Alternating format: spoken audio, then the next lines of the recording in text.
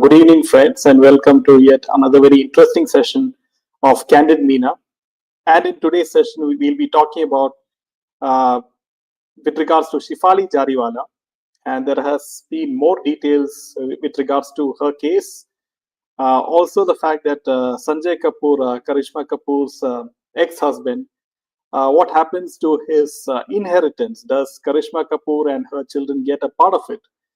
Also, the fact that there's an AI, avatar which is taking part in Big Boss.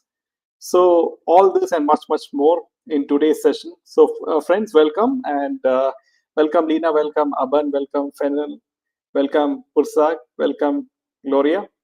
And so, friends, coming to the first piece of news, and this is as all of you know that Shifali Jariwala case has been in the headlines for a lot of more than 2 weeks, right? More than one week.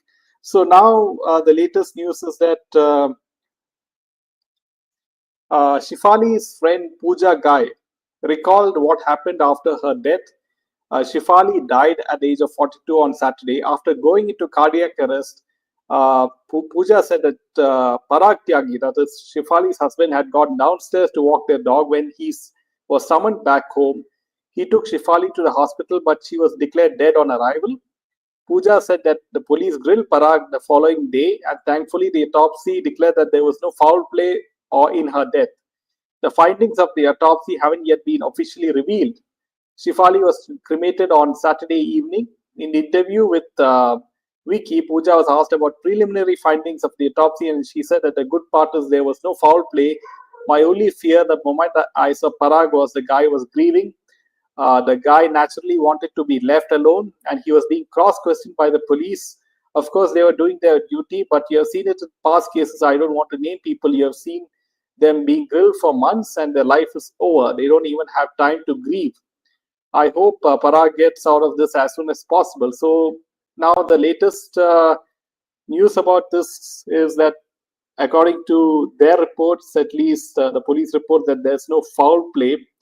But the autopsy result is yet to be revealed, right? The findings of the autopsy haven't been officially revealed. So I wonder what is taking so much time with regards to the autopsy. And as all of you know, it's in Cooper Hospital, the infamous hospital where Sushant Singh Rajput and many others were there, right? So also, friends, the mainstream media seems to give a lot of conflicting reports. Earlier, they said that she died out of low blood pressure, which caused a heart attack.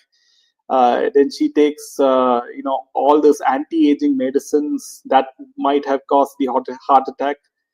So all these many reasons they have given. Also, so I remember that someone said that it is maybe a COVID vaccine complication also. So all these various reasons were put out on the media, and I really do wonder why you have so many reports coming out of different causes for her death, right? So let us wait and see what is the findings of the autopsy. But it is very sad indeed that she had to go away in such a fashion. And a lot of people like Varun Dhawan and many others, Priyanka Chopra, have come out in the open and they have voiced their opinion with regards to Shifali Jariwala.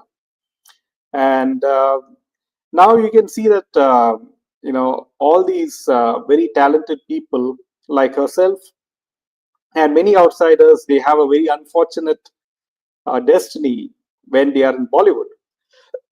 So it doesn't surprise me. And as far as Sushant Singh Rajput and many others were concerned, obviously we know it is not suicide, and it was a murder. We know that even the Sri Devi case was suspicious. Of course, Jia Khan case and many others. Welcome, Tatya. So coming to the next, how some channels that pushed suicide claims in Sushant's case are now defaming Shifali. Yes. So you can see how no questions are being raised by the media. The media is happy being silent and not questioning when the autopsy report is going to be revealed, right? If at all. So, with any case with regards to Bollywood, the media seems to take a back seat. When it comes to other cases, like in Bengal, you have the rape case in the hospital of the young girl, the RG Car hospital in Calcutta, right? So there you had a lot of mainstream media coverage. But when it comes to the film industry, why does the media shy away from covering or asking the relevant questions to the authorities? Because we know that there's something fishy going on, and obviously their revenue, their advertisement revenue depends a lot on Bollywood, and maybe that's the reason why mainstream media is keeping quiet, not asking the pertinent questions. So, friends, coming to the next piece of news, friends, and as we all know, this is also a highly suspicious death. That this person's Sanjay Kapoor, he swallowed a honeybee when he was playing a polo match, and that triggered a heart attack, and he passed away like that. So now, as far as Karishma Kapoor's ex-husband is concerned, the big question is, what about the inheritance of 13,000 crore rupees of personal assets? Who does it go to? So now, according to the latest reports, as all of you know, uh, Karishma Kapoor and her two kids, Samaira and Kian, did not receive any share from the stake owned by Sanjay Kapoor in Sona Comstar, his company, or anything from his personal assets worth 13,000 crores. Sanjay Kapoor's third wife, Priya Sachdev, and her children, including the one from her earlier marriage, will now reportedly hold rights over his personal property. So this is very big news indeed, that Karishma and her children is not getting any share from the state. Now, Sanjay had left a handsome inheritance for Samira and Kian, which includes 14 crore bond he purchased for them after divorcing Karishma Kapoor in 2016. The bond generates a monthly interest of 10 lakh rupees, which is meant to cover the daily expenses of his two kids with Karishma. Additionally, his house and car is registered in their names. Karishma Kapoor had received the rupees 70 crore in alimony after her divorce. Many expected that Sanjay Kapoor's sisters Suparna and Mandira, who are both doing well in their own careers, might step in to run things. But Sona Comstar, the big auto parts company that Sanjay took to heights, is as the chairman. The company's board chose Jeffrey Mark Overly, who is an independent director at Sona Comstar since 2021, as the new chairman. So, Sona Comstar also paid heartfelt tribute to Sanjay, that he was given the honor of chairman emeritus. Now, Priya Sachdev, the third wife of Sanjay Kapoor, is made a non-executive director at Sona Comstar, and so Priya has a lot of corporate experience. She started her career in London as an M&A analyst at Credit Suisse, first Boston, and she also knows quite a lot about areas like automotive, insurance, and fashion. So you can see that how fate plays a big role, and that she and her kids, they are left with nothing, no piece of inheritance, from the reports, at least from what it comes out, and all his wealth is being managed by this a person in his company called Jeffrey Mark Overly, and Priya Sachdev is made a non-executive director at this particular company. So we will have to wait and see how will Karishma Kapoor take some action, at least if she can take some action, that is. So all this are big questions indeed, right?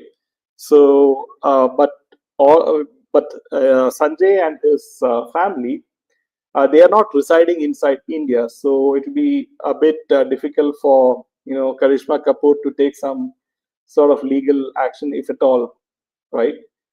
Uh, Welcome, Shweta ji. Welcome, Julie.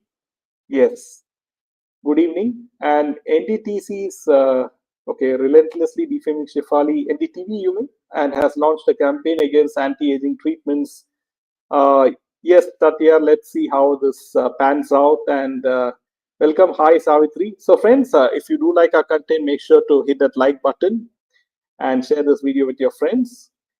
So, coming to the next piece of news, friends, and this is, as all of you know, that Karan Johar, he has made this Traitors web series in Amazon because his films are not doing that well, and somehow or the other, Dharma Productions with Adar Punawala as the major investor, he has to make some sort of series which people out of curiosity will watch. So that's why he made Traitors on Amazon Prime, and he has roped in some key YouTubers as well in that particular show. So he hopes that that particular YouTuber's fan base will see their shows and thereby increase the ratings. Welcome, Sunita. Welcome, Satatya.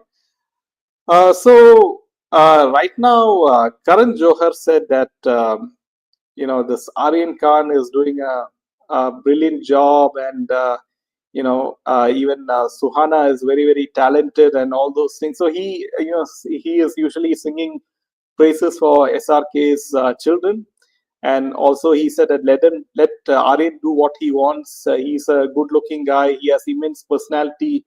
He walks into a room, head stern, and all those things.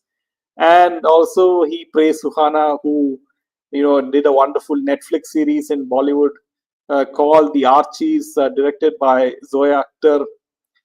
And Karan also said, when I see Suhana training for the film King, I am awestruck.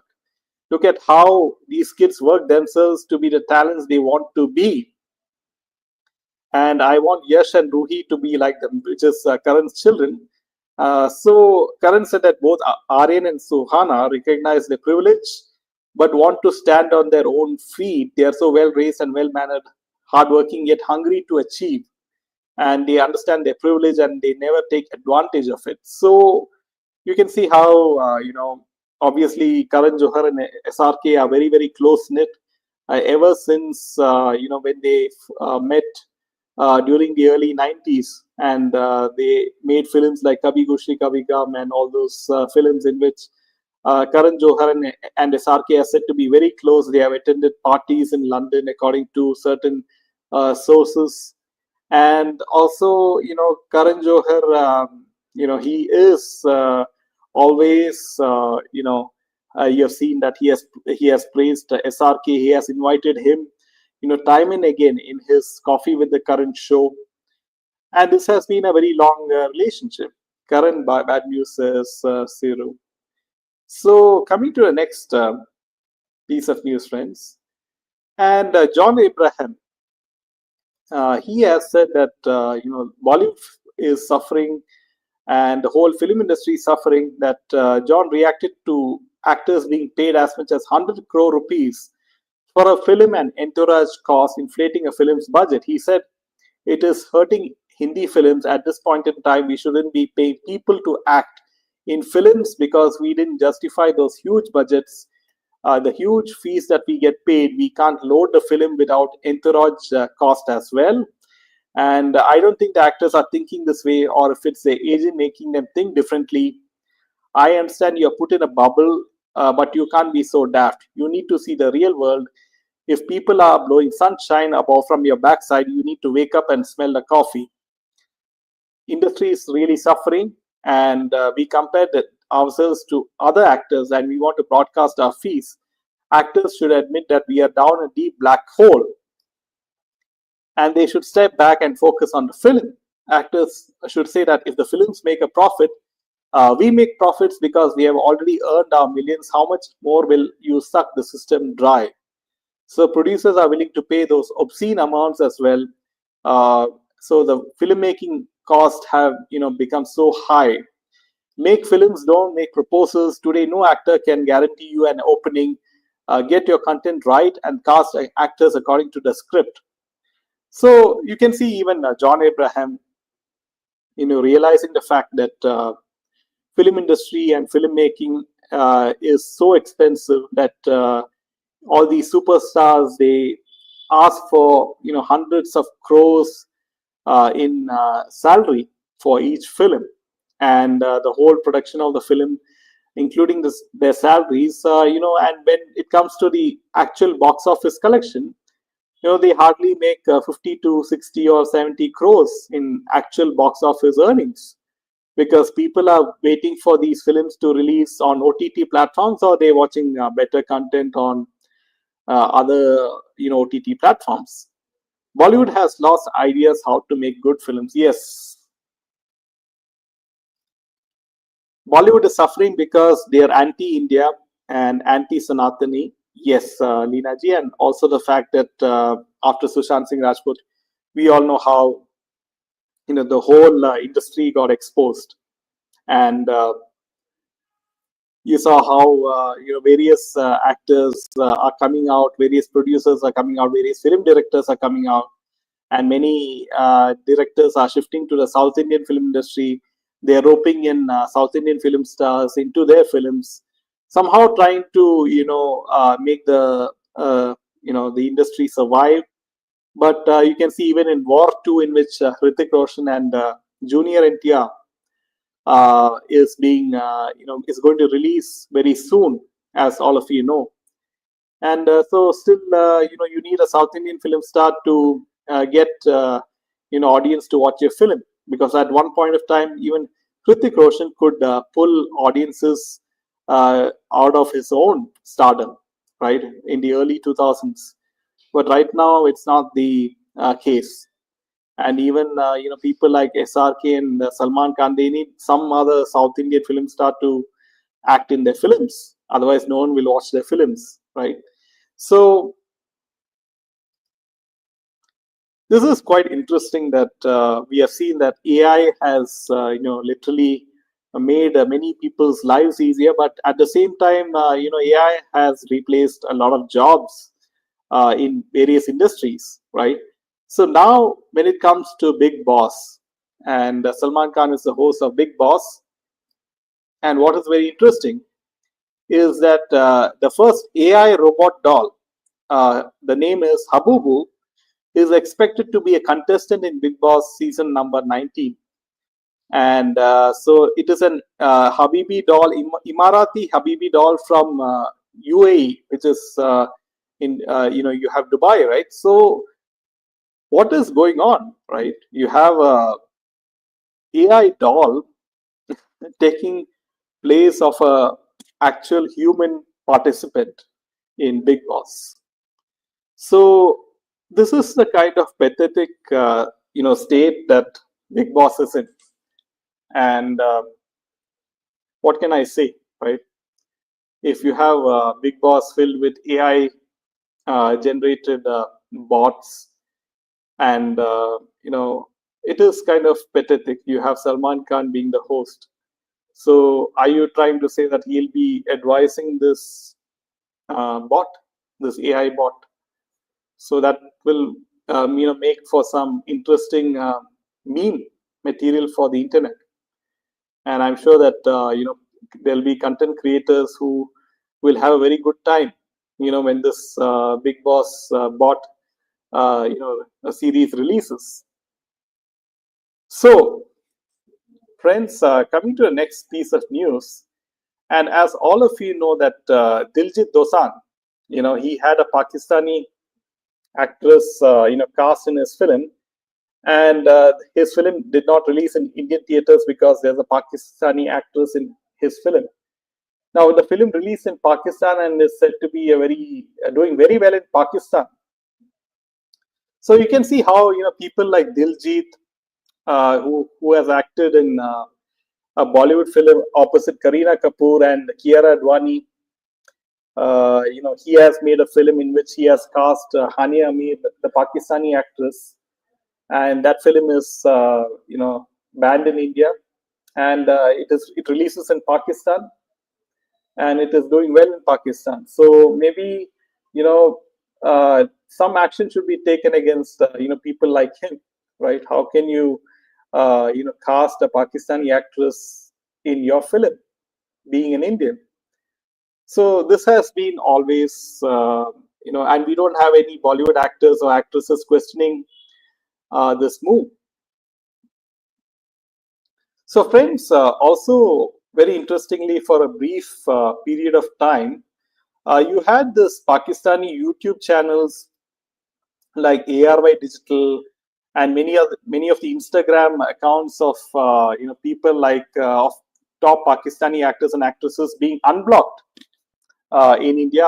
As all of you know, that after Pahalgam attack, the government of India blocked the YouTube channels and also the Instagram accounts of the Pakistani people. And but yesterday it was I saw it was it was accessible, and now the government has once again blocked after the review. So my question is, how did it become unblocked, right? So uh, the government of India should seriously look into this big hitch, right? How did all these channels suddenly become unblocked to India? So who did it, right? Or was it a technical glitch? Whoever is responsible for this big mistake should be held accountable by the government of India. How can you make such a huge mistake? Because as all of you know, the Pakistani YouTube channels, they make most of the revenue from Indian audiences watching their content, which is supposed to be better than the Indian content in terms of certain serials as well. So, friends, this is all the news we have for you today, and also the fact that Prime Minister Modi, has been conferred a very with the highest state honor, the Officer of the Order of the Star of Ghana, in Ghana. So, kudos to our Prime Minister, and this is quite a proud achievement for us. And we will see you tomorrow. Until then, Jai Hind and Jai Shri Ram.